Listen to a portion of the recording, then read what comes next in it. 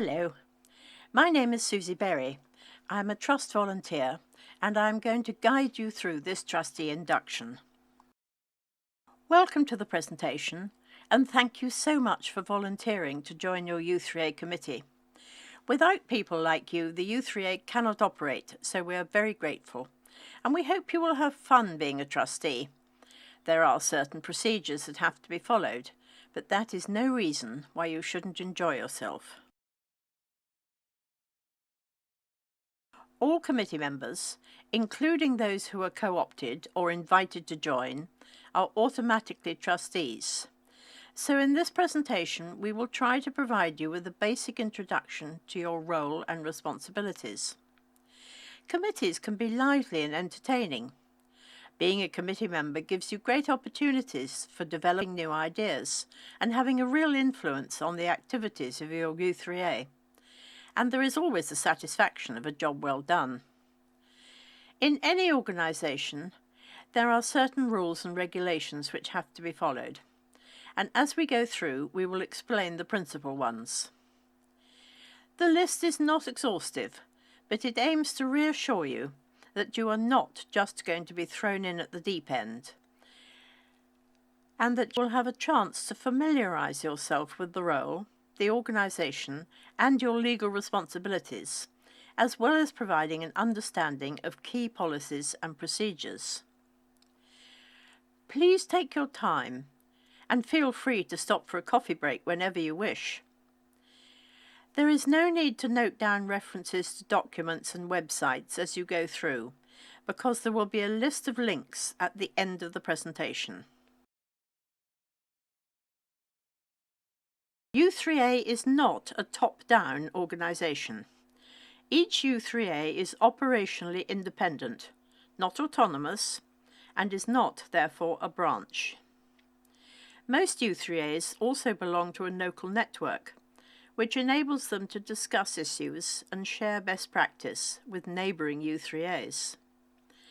Members of the National Executive, the Board of Directors of the Third Age Trust, are the officers, elected at the National AGM, and representatives of the three home countries, Scotland, Wales and Northern Ireland, and the 9 English regions, elected by their respective member U3As, plus the appointed CEO.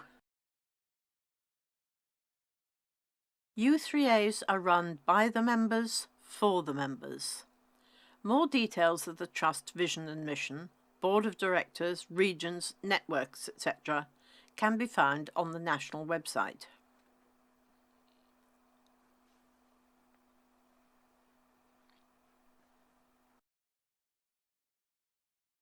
The guiding principles of the U3A movement must be followed by all U3As, notwithstanding their operational independence. We will explain these in more detail in a minute. The Third Age Principle. Membership of a U3A is open to all in their third age, which is defined not by a particular age, but by a period in life in which full-time employment has ceased.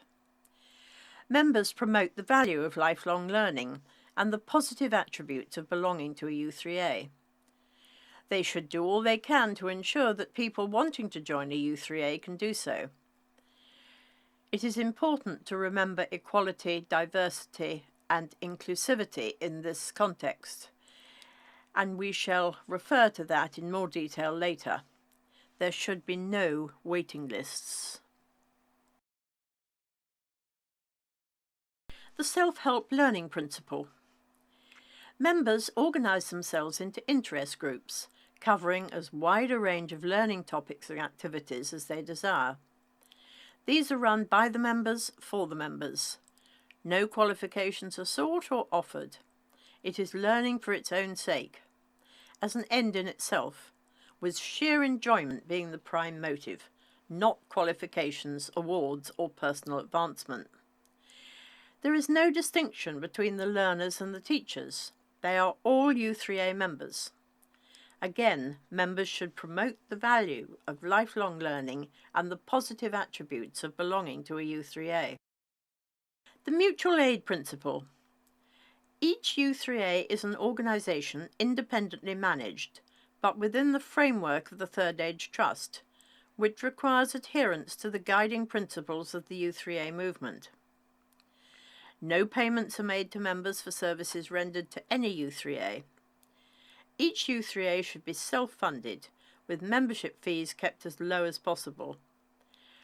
Outside financial assistance should not be contemplated if it imperils the integrity of the mutual aid principle.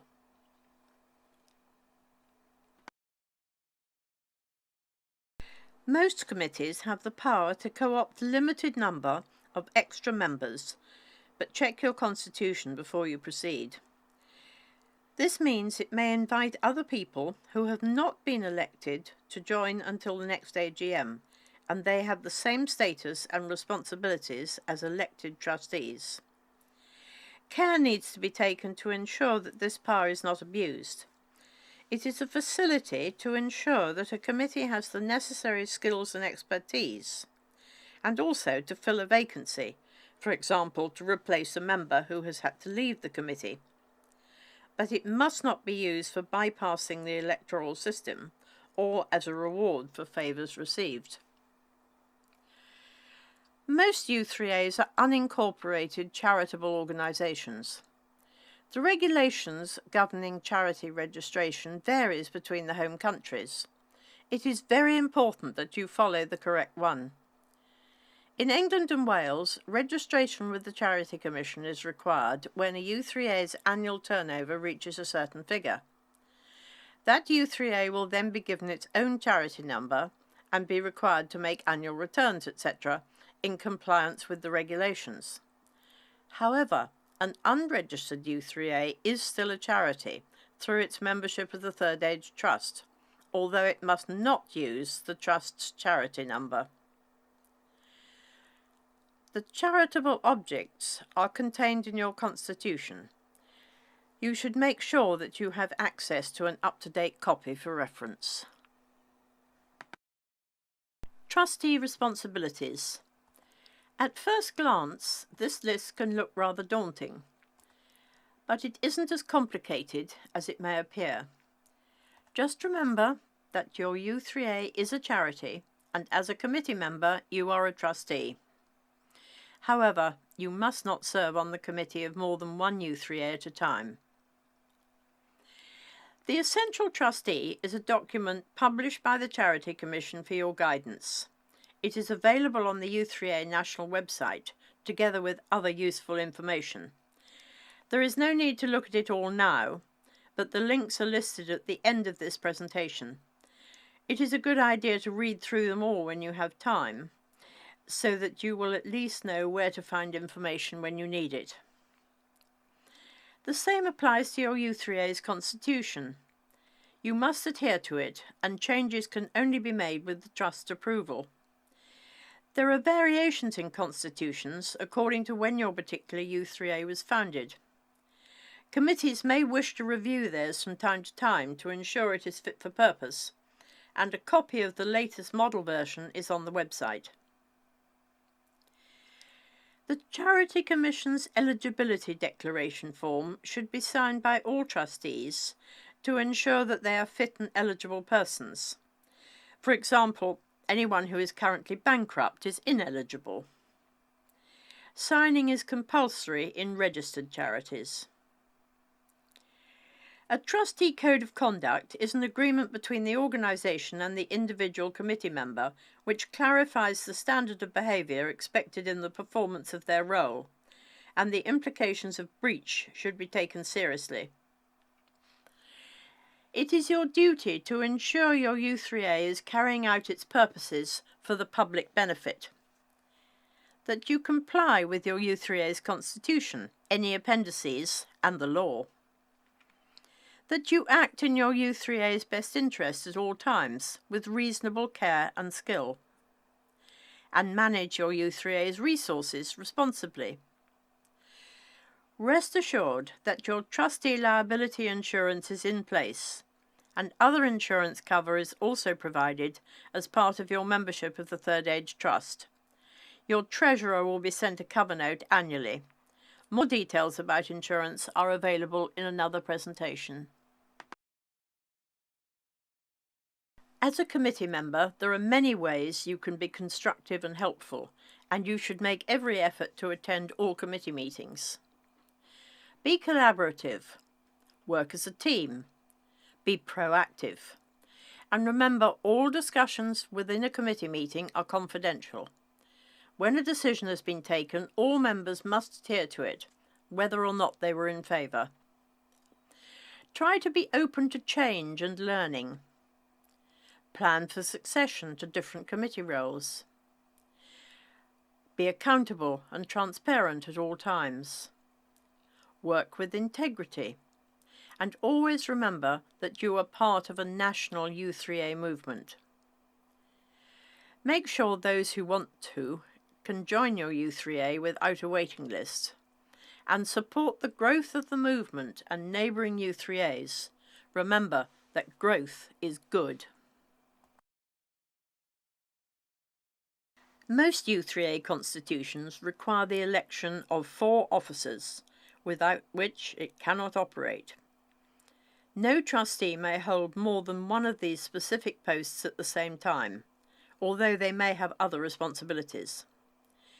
The chairman's tasks include chairing meetings, hosting monthly talks, supporting the work of the group conveners, linking with local U3As, and attending network meetings, etc. The vice chairman will be supporting the chairman and covering for the chairman in their absence. The treasurer covers all accounting and banking functions, i.e. dealing with membership payments, payment of hall hire and group activities, providing the Third Age Trust with membership details, and producing accounts for the committee and the AGM. The secretary, or business secretary, is usually the contact for dealing with communications from the Third Age Trust. Full details of role responsibilities are on the website. Other possible committee roles. These are self-explanatory. In some cases, they can be combined with the duties of one of the officers. For example, in smaller U3As, the treasurer sometimes takes on the duties of the membership secretary as well. In other circumstances, it may be expedient to share the role, perhaps more than one group's coordinator, or a deputy newsletter editor. Each U3A will do what works best for them. This list is not exclusive. Other roles might be needed too. What do you need to know about your U3A? It is a good idea to familiarise yourself with as much as you can about your own U3A. How many members do you have? How many interest groups? Who are the group conveners? Who is responsible for group monies? Are there any issues with the groups? If members have a problem, do they know how to manage it or where to come for help?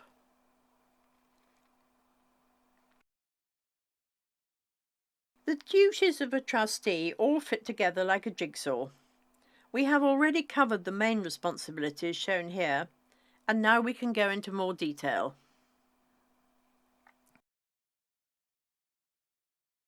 You can read this for yourself.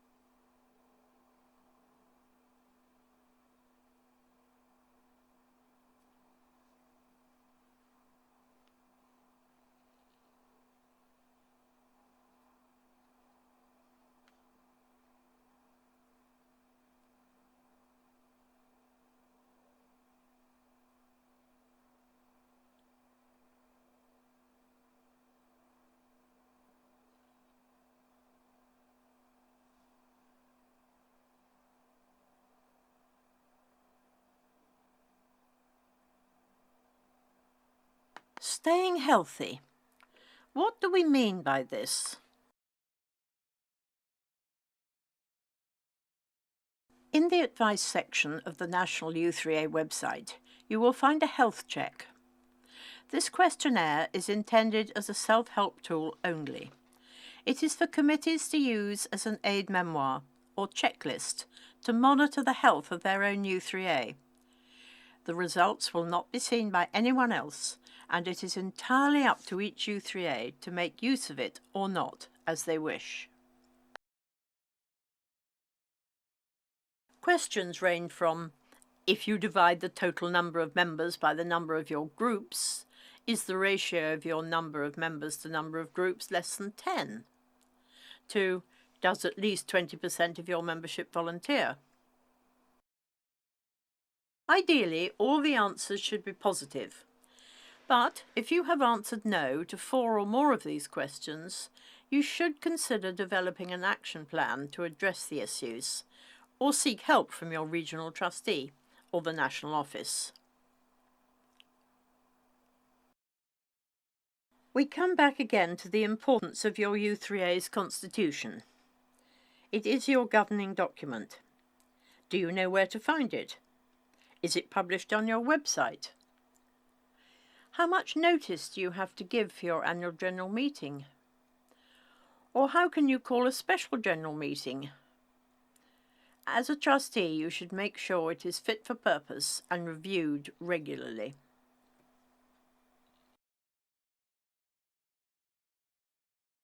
These subjects are all extremely important to the smooth running and legal compliance of your U3A. However, we are not going into detail here because each heading is dealt with in the advice section of the national website, and most of them has a presentation of their own, so please look for these and make sure you are familiar with all the relevant parts. Your U3A should have its own policy document on each subject filed for reference when needed. Again, these might be published on your website.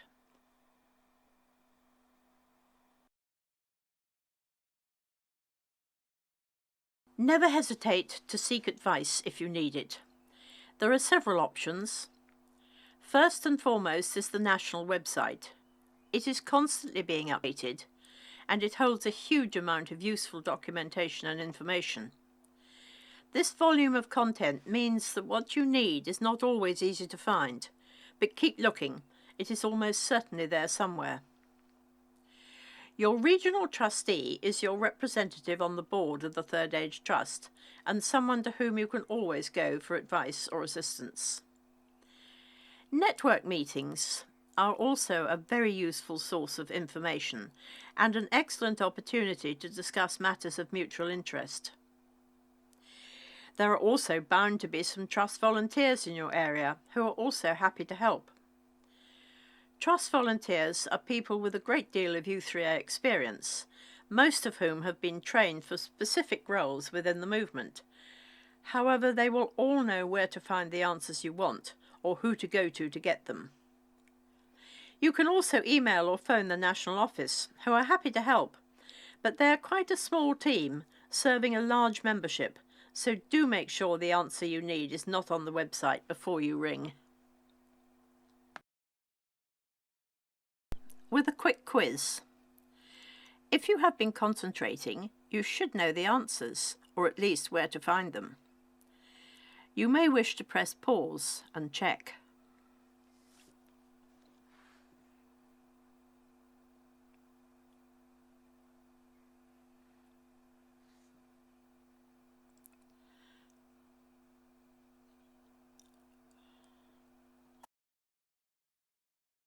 Thank you for watching this presentation. We hope it was helpful. If you would like to comment, your feedback is always welcome. The next slide lists the links we promised. Good luck with your time as a trustee, and don't forget, have fun and enjoy yourself. Goodbye.